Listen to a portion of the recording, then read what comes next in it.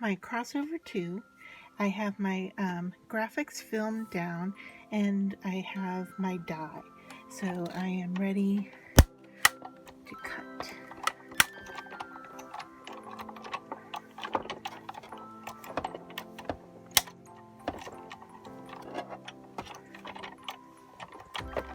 So I just went through a few times to see or make sure that I cut through my film, which I did. Alright, so let me move this out of the way. So I have my piece cut out. This is the graphics film in white cut out, and I have it taped down to a scrap piece of paper, which I have taped down to my work surface. And then I have a black ink pad, and I'm going to take my die shapes, and I am just going to let them pick up some of that black ink.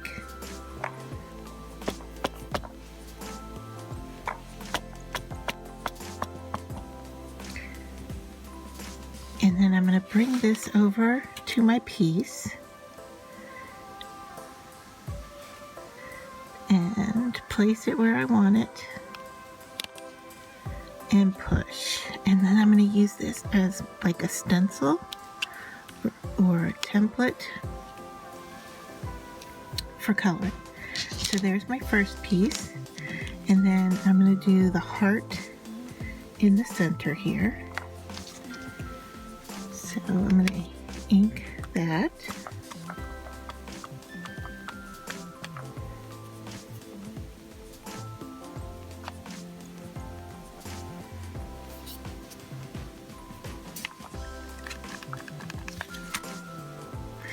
So the stamping here is very light, but I can see it. And then I want to decide where I'm going to place this heart. Try to center.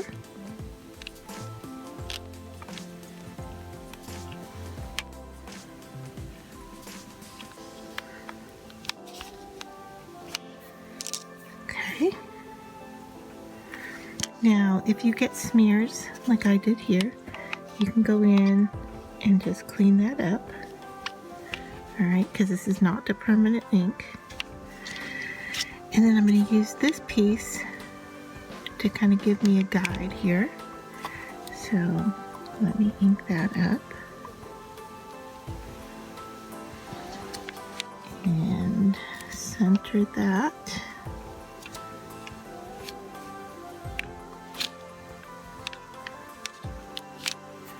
Alright. Now, I'm going to draw on here with pencil where I want her face to go. I'm going to draw kind of freehand with a pencil here, a circle.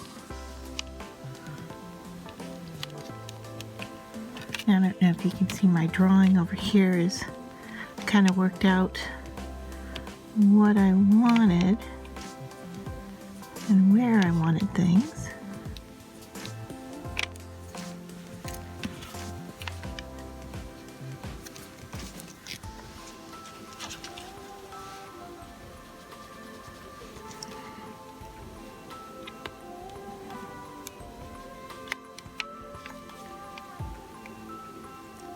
Give her a little mouth. And then I'm just going to draw some simple closed eyes here. Alright, now for this, I'm going to go over my drawing here with a permanent but fine line pen. So I can see where my drawing is. And then I'm going to color this in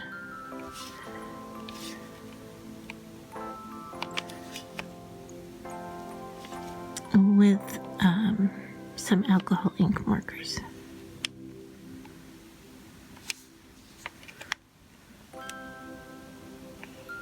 So now I'm just following the pieces I stamped. And I think I'll just leave it at that. And then I'm going to go ahead and color in with my markers.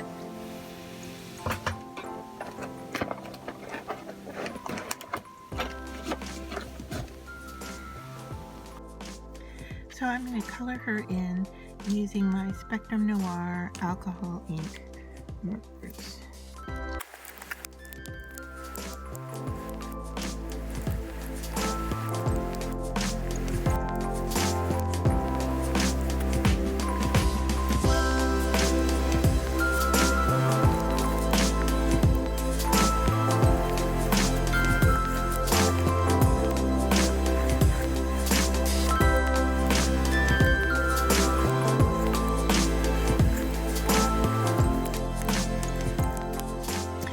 So I have colored most of her off camera, but I want to just show you that what I have found that seems to work best, and I'm liking the texture, is to actually put your pen down and then work in a circular or spirally type pattern, and that seems to leave behind the least amount of lines. There's still going to be some there from the alcohol, but this seems to blend it in the best.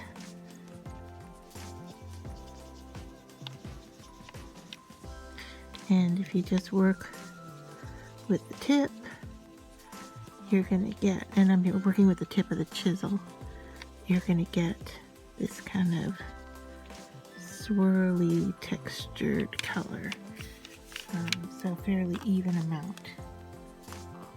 So I'm going to let that sit for a minute, and then if you want, you can go over and redefine some of the lines in black after you've done some of the coloring.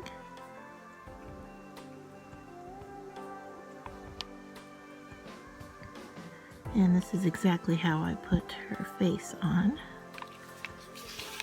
I was just going over it afterwards. And then for the last bit here, I am going to use some metallic paint markers and just kind of give it a little bit of additional decoration.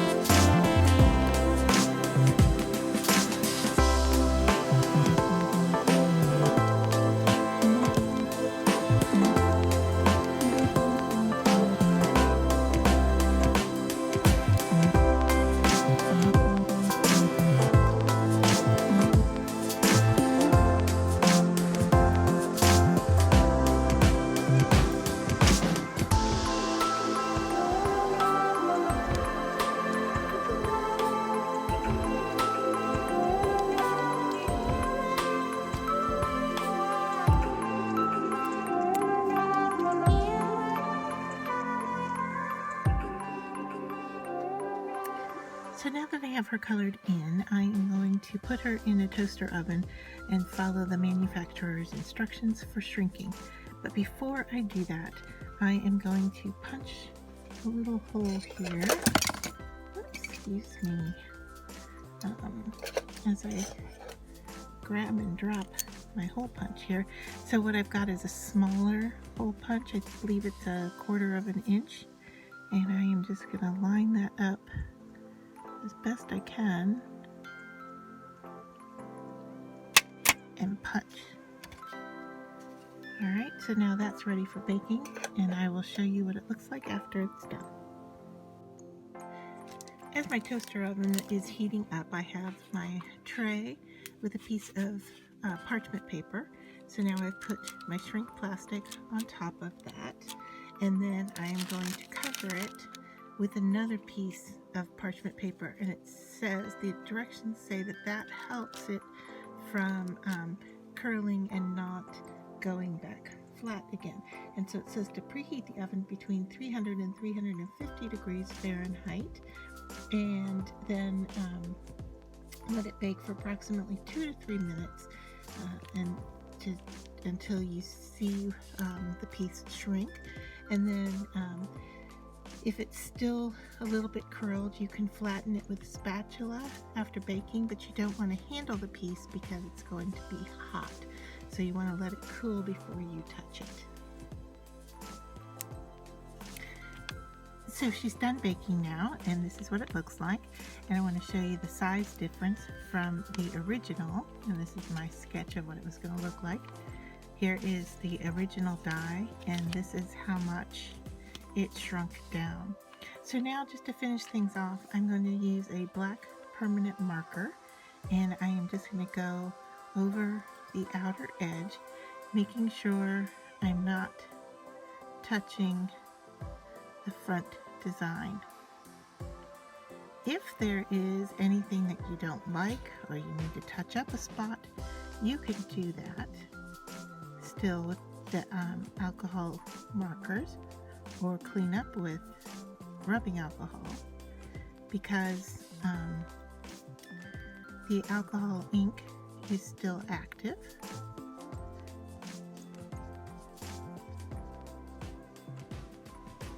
And you can clean off the front, the back, touch up any color.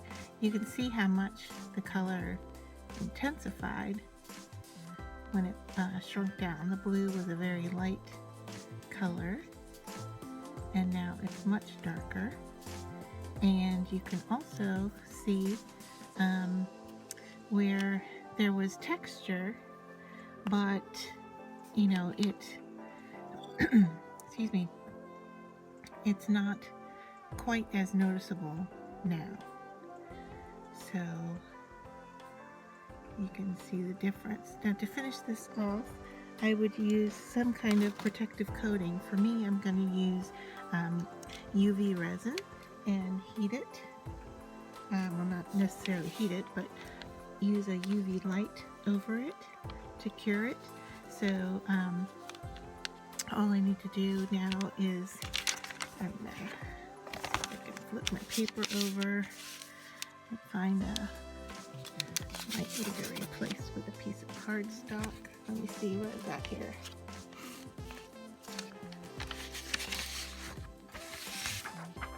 Alright, so I'm just going to replace this with a flat piece of paper, just so it's flat and I can put the resin on there.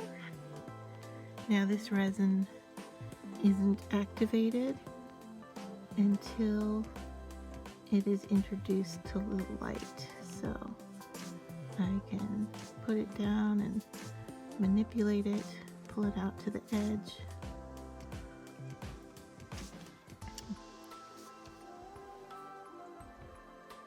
So I'm just going to add it in the middle and then bring it out to the edge with the nozzle.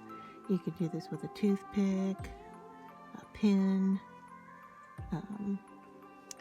you know, just I wouldn't touch it with my fingers necessarily to smooth it out.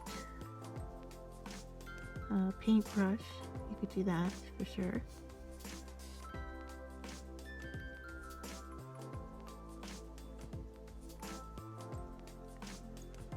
Now I'm going to be careful around the keyhole opening. I can always drill it back open if I need to. And I'm just going to work around it. So now I'm not applying any resin. I am just working with what's here and looking to see if I have good coverage everywhere. Nice thing about using a coating is that if you need to put more than one layer on or fix something up, you can definitely do that.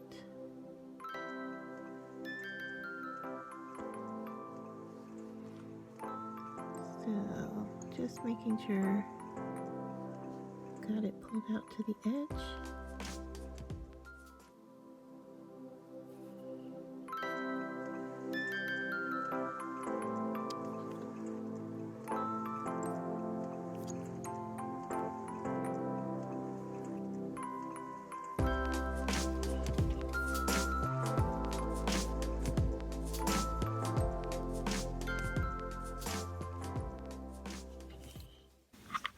Alright, so now I just need to cure it with the light.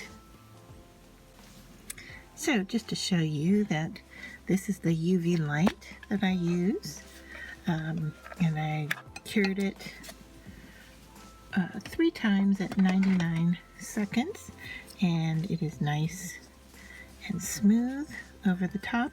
Now I don't know if I can turn this and you can see the layer on there or not, but I could put another layer of UV resin and make it, more domed. But it's nice, it's smooth, it has left the opening there.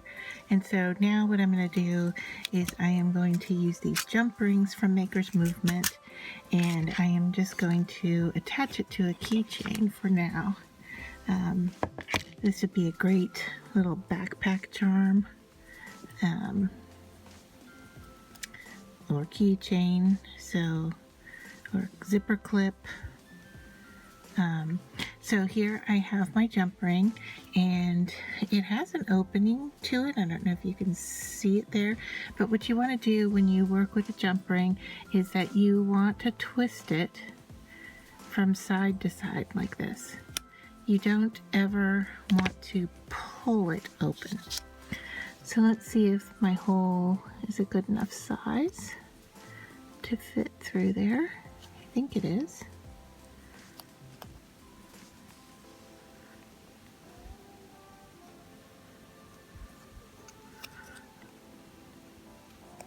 I may need to twist it a little bit more to get it to go in, but we'll give it a go, see if we can make this work. There. Alright, looks good. Now I'm just going to put it onto my keychain blank here. Take my pliers back and twist back into place.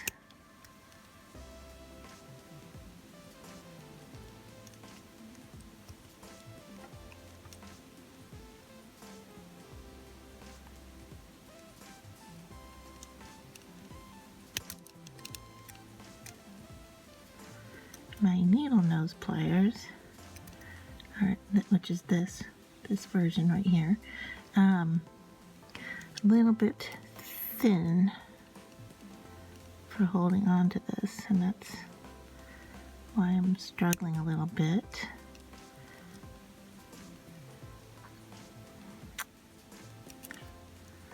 Let's see. There we go. Okay, nice and smooth closure. I don't know. Let me see if you can see. Nice closure. And there's our key ring.